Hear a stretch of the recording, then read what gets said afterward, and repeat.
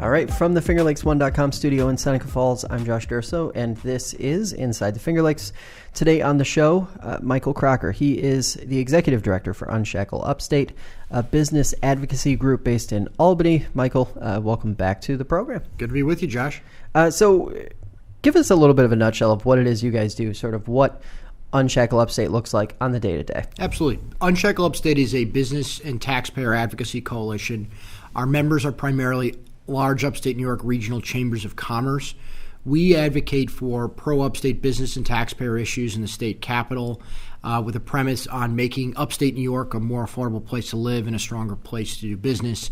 No doubt the population decline in our communities is of paramount concern to us.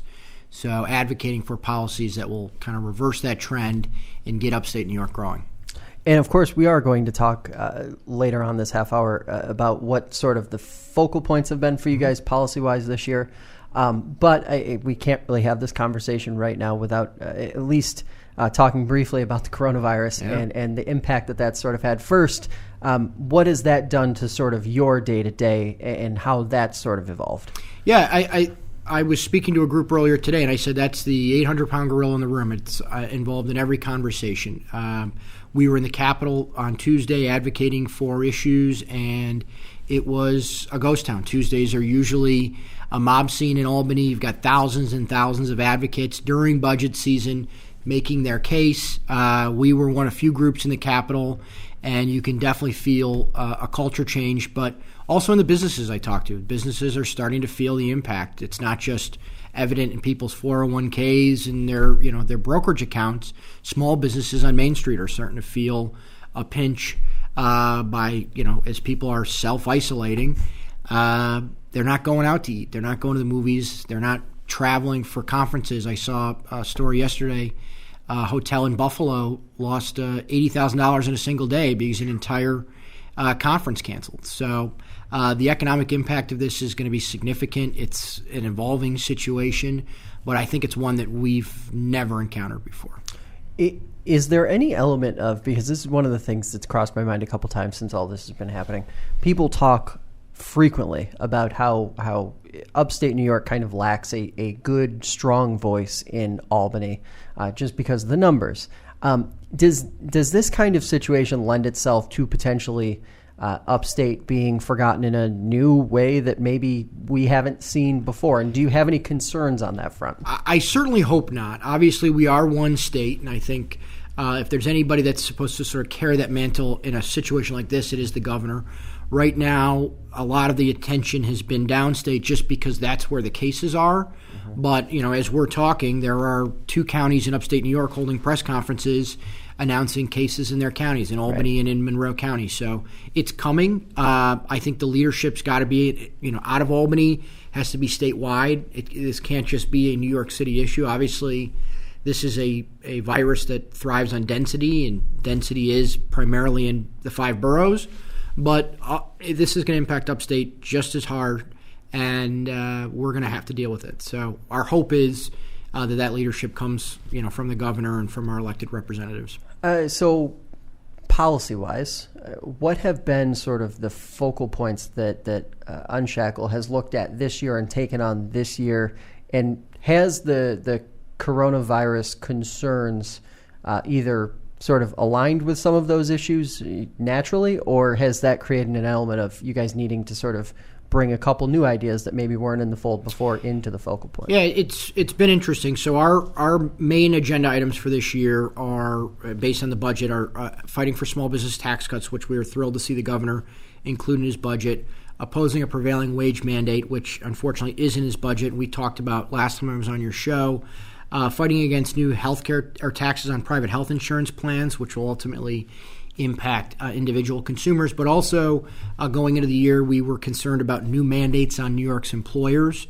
And in the governor's budget, he included a paid sick leave proposal, a new program for paid sick leave. And obviously, this is an issue that's taken on new life under the umbrella of coronavirus and what that means, but we still remain concerned. Actually, we just issued a memo to the legislature and executive yesterday emphasizing the point that these two issues should be treated separately. I have no doubt that the leadership in Albany is going to have to do something to address this current crisis, as they should.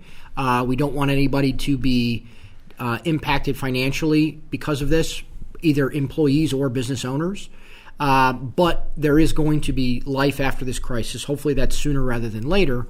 But we don't want to see this used as an opportunity to rush through a permanent paid sick leave program that would impact our business climate well into the future, long after coronavirus has hopefully been swept away.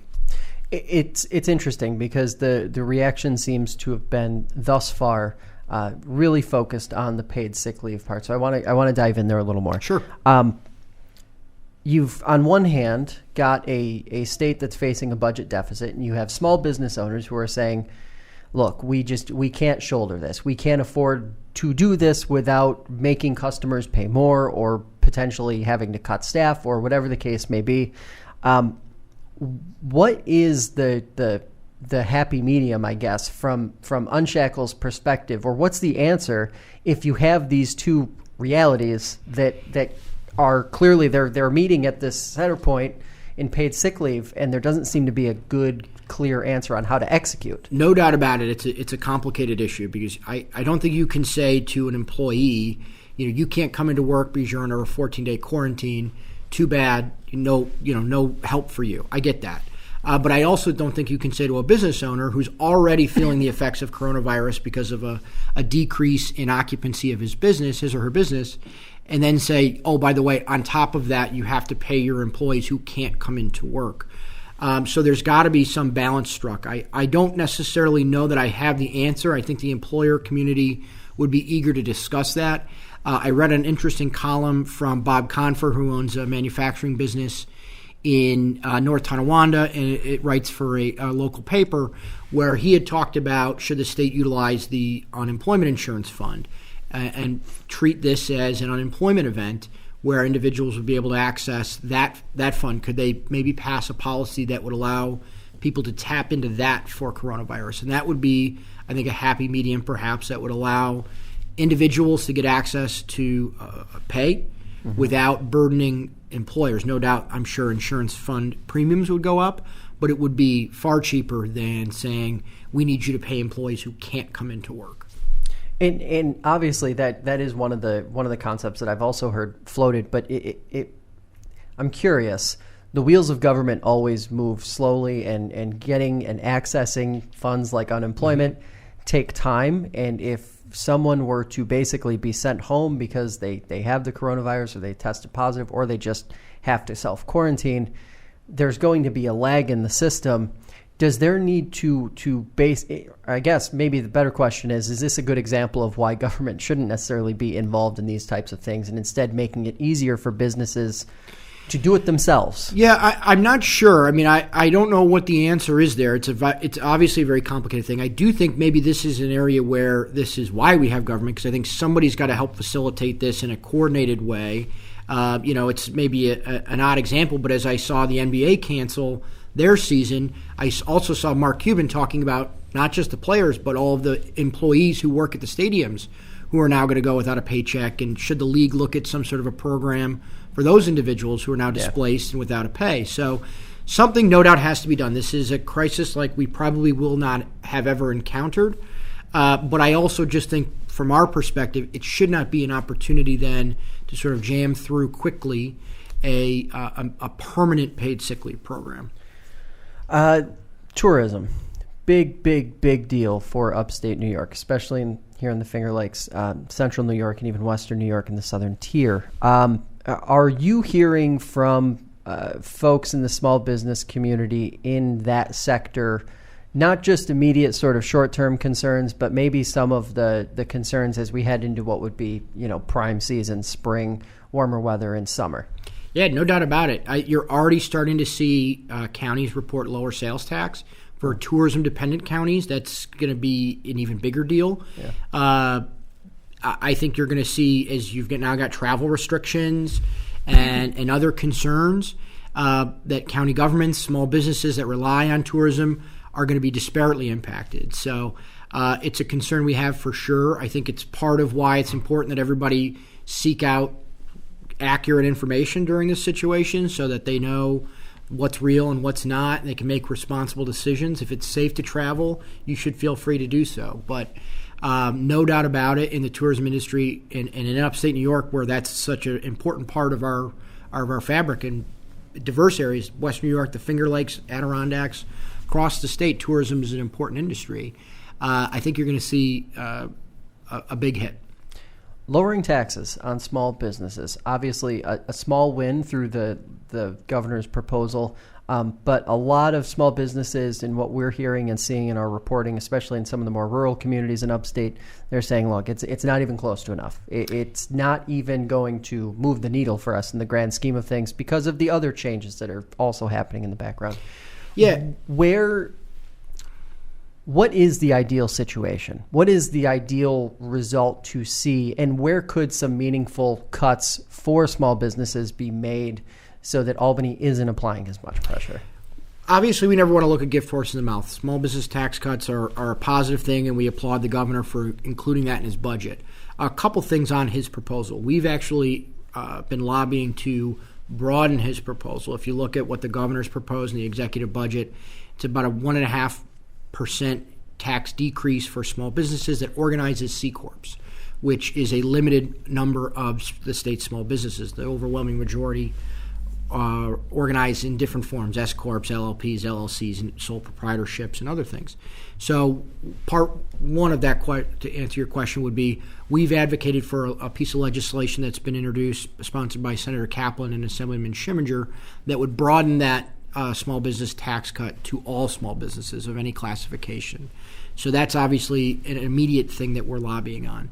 But to your point about it's not enough, we hear that all the time. Yeah. It's not just New York State's tax climate, which is no doubt a challenge. It's all of the other things that go into running a business that add up for employers. I always tell people every new mandate or every new regulation, while probably well-intended, adds on top of the already burdensome regulatory structure we have in New York. And it's kind of what you would call the death by 1,000 cuts that, you have, even as we're talking about paid sick leave. 2 years ago, they passed paid family leave. The year after that, they passed voting paid time off. And now this year, they're looking to add paid sick leave. Take all of those on their individually, they're a burden. Add all three together, and it becomes even more challenging. And then you've got ever-increasing workers' compensation costs and insurance funds and you name it. So it's very difficult to run a business in New York State, not just because of our tax climate. And I think it's got to be a holistic approach. What can we do to make it easier for businesses to succeed here? What have you heard in terms of reaction since the plastic bag ban has taken hold? Obviously, we saw that the DEC is effectively going to hold off on fining until April 1st, but we're almost to April 1st. What has been the sort of pulse on the ground since that became reality on March 1? I think that there's a little bit of some growing pains, no doubt about it. I hear from individuals all the time that they're just not accustomed to it. Obviously, there's a transition in consumer behavior that has to take place. I know when this was first being discussed last year, it's been discussed, but when it was kind of moving last year, my thought was that they should allow for a phased-in approach, allow companies to start charging 10 cents one year, 25 cents the next year, kind of to build up some costs while you're doing customer education. Because I think so many people were sort of caught off guard when they walk into a Wegmans or they walk into a Tops and they're told, sorry, we don't offer plastic bags anymore.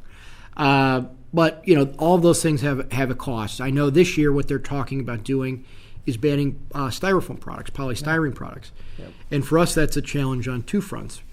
Just down the road here in Canandaigua, you've got a large polystyrene manufacturer that employs, I think, 400 people at that factory. That's a significant amount of jobs in Ontario County that doesn't have a lot of private sector employment.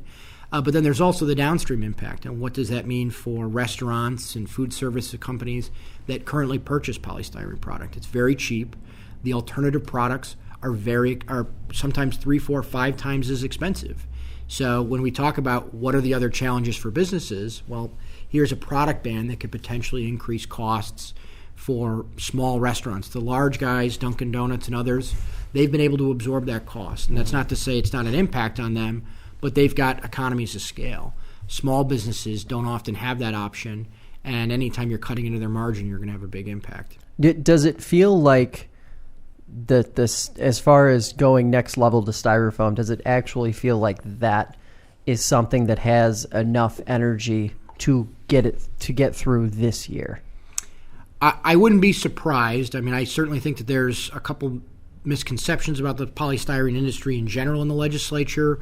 A belief that this product can't be recycled, which is not true. In fact, we participated in an advocacy day with some industry folks, and one of the gentlemen that we were with runs a styrofoam recycling center in Cohoes, New York, in the capital region, and he recycles hundreds of thousands of pounds of polystyrene a year. I mean, when you think about how light styrofoam is, a couple 100,000 pounds of it means he's recycling a lot of product.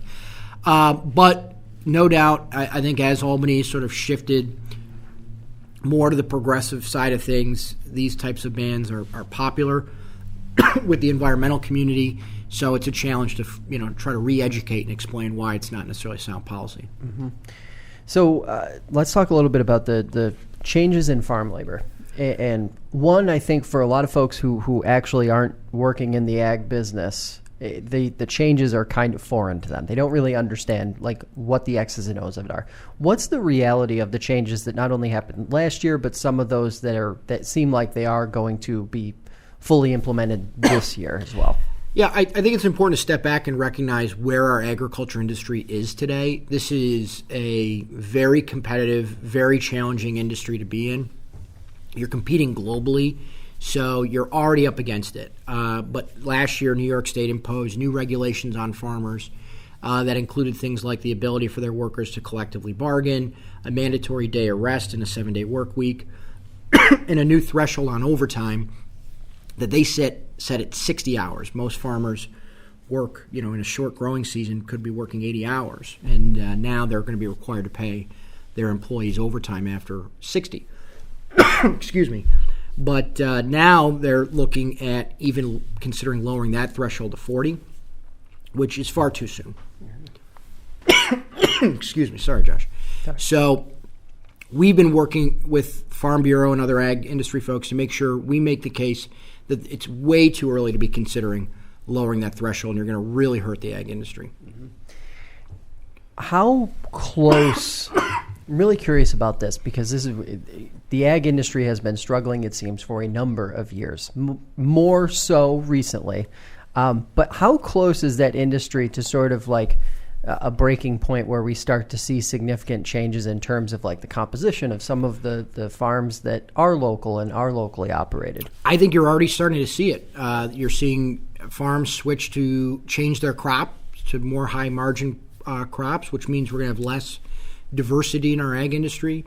New York State's got really, when you think about it, outside, maybe in the city they might have a hard time appreciating this, but most of New York State is rural. Most of New York State is agricultural, and it's the leading industry in the state of New York. And we have a very diverse industry. We've got great apple growers. We've got excellent crops. We've got a robust dairy industry. You're going to see it sort of change over the years. You're starting to see it even somewhat on the renewable side, where a lot of farmers are giving up their farmland for crop and saying, you know what, it's actually just more profitable for me to put solar panels up here. So The industry's under strain already. I think that these new regulations are going to have a big impact. It would just be such a shame for New York State to lose our ag identity. I was just speaking with an individual who owns a cheese store here I think in Waterloo. Transitioned out of dairy into hosting a cheese tasting room. And that's such a unique thing. It supports the tourism industry. And to lose that would be a real shame. And another flashpoint, it seems, especially for local officials in some of these rural communities, infrastructure. Mm-hmm. Infrastructure. Roads, tough shape. Never seems to be enough funding, whether it's coming from the federal government or the state government. Also, water, sewer, and now adding broadband into the mix as well. What are some of the priorities that you guys are hearing or desires, I guess, from small business owners who are fighting with these issues on a daily basis? Our big thing that at Unshackle Upstate is parity, right? You've got a robust public infrastructure system in the city of New York. And obviously that comes with costs, and we heard a lot over the last couple of years about all the challenges with the subway system in the city, and that was getting a lot of attention. But we have real infrastructure concerns in upstate New York that need to be addressed because they cost drivers millions and millions of dollars each year, whether it's issues with their vehicles, safety on roads and bridges. And you mentioned, I think one of the two maybe big underreported issues in infrastructure is your waste sewer infrastructure and broadband. I consider those both infrastructure issues. Those need to be critically addressed, and there's a tremendous cost to that. So for small businesses, if you don't have broadband, it's very hard to operate a small business. If you don't have a good road for you to get to your company, it's very hard to operate a business. So I believe infrastructure is a business issue. It is a taxpayer issue. But it needs to be certain that New York State funds upstate infrastructure at the same level that they fund the city. We're just under half the state's population. We deserve that attention. What another question that pops up a lot on social media, and it seems to be underreported in the sense that we don't hear or we don't see as many stories about it, but it seems to be pretty prevalent within the business community, the struggle to find employees, workforce and workforce development. We hear a lot of sort of the buzzwords from state officials and even local officials and saying, we're working on workforce development. This is a priority for us. But a lot of employers, especially, I can think of a few right here in Seneca County and Ontario County and Wayne County who are struggling mightily with trying, and they have many, if not dozens, of openings in different areas, and they're not able to fill them. So how have you guys sort of taken that baton and helped some of the folks in this space deal with it? It is one of the biggest things we hear from employers is access to people, talent, trying to fill the vacancies that they have. You've got record low unemployment right now, so that automatically is going to strap the labor pool for individuals who are qualified to work on a job. We've advocated for a couple different things. One, we believe in employer-led workforce development. It's very easy for Albany kind of do a top-down investment in workforce development, but if you're not meeting the needs of the Finger Lakes, of the North Country, of Western New York, what good is the investment in workforce training? So we believe that the best model of workforce is bottom up. Let the local employer community work with the educational centers in their community and say, what kind of curriculums do we need to be teaching to get the workers ready for the jobs that are in this community? Let some companies here in Seneca County work with the local community college to say, these are the gaps that we have. These are the jobs we're trying to fill. Help teach the students those skills so they can come work for us because we got jobs waiting for them. But the other issue with workforce development is population loss. A lot of our skilled workforce, frankly, has just left for better opportunities in other states. So my main concern with workforce development training is what good is it for New York State to spend all this money training somebody for them to say, thank you very much, I'm headed to North Carolina, I'm headed to Tennessee, I'm headed to Florida. So I think it always comes back to this for me is that we have to make sure we're improving the climate in New York State and making the state more affordable so people want to stay here and people can stay here. There's jobs available, but if we're training somebody and then they're saying, well, see you later, what good did we do? What did we accomplish? A lot of negativity out there, especially with some of the population loss numbers and things like that. It's a census year. I can't imagine that the news is going to be good come 2021 when that is ultimately released and completed. What is it though? Give us a couple things that do make you optimistic about what's going on in upstate New York, whether it's on the policy side or just in terms of the people that we see who are making something happen. I have a tricky job because a lot of what I do is to talk about the problems that we have in the state. But what I enjoy is I get to advocate for a community that I love. I mean, I grew up in upstate New York. I travel across upstate New York all the time. I think what gives me optimism is the things that I'm seeing local communities do to improve their circumstances. I look at the city of Binghamton. We work very closely with the Binghamton Chamber of Commerce. That's an area of the state that has been crushed by years and years of bad policy decisions by Albany and changes in global marketplaces. But if you go to downtown Binghamton right now, it's a totally different place. And that's been driven largely by the local community saying we're going to change our situation and we're going to improve our community. You see it in the Finger Lakes. I mean, you've got a robust tourism industry. Ontario County, just across the county line here, is one of the few counties in upstate New York that's actually got positive population growth. Right. And I think that's largely being driven by them taking advantage, and Seneca County is enjoying this too, taking advantage of their resources and saying, we're a great tourist destination. Come to the lake, come to our wineries, come to our cideries, our breweries, and enjoy the great outdoors in upstate New York. The North Country's benefiting from that as well. So I believe that we have great assets in upstate New York. I don't think there's probably any place better to grow up and to live and to enjoy the outdoors. It's just about changing, I think, the fundamentals in our state government that will allow these communities to realize their true potential. Michael, as always, appreciate the time. Thanks for coming in. You got it, Josh. Thank you. Thanks for listening or watching. Inside the FLX is a production of FingerLakes1.com digital media. It's presented by FL1 News and hosted by me, Josh Durso.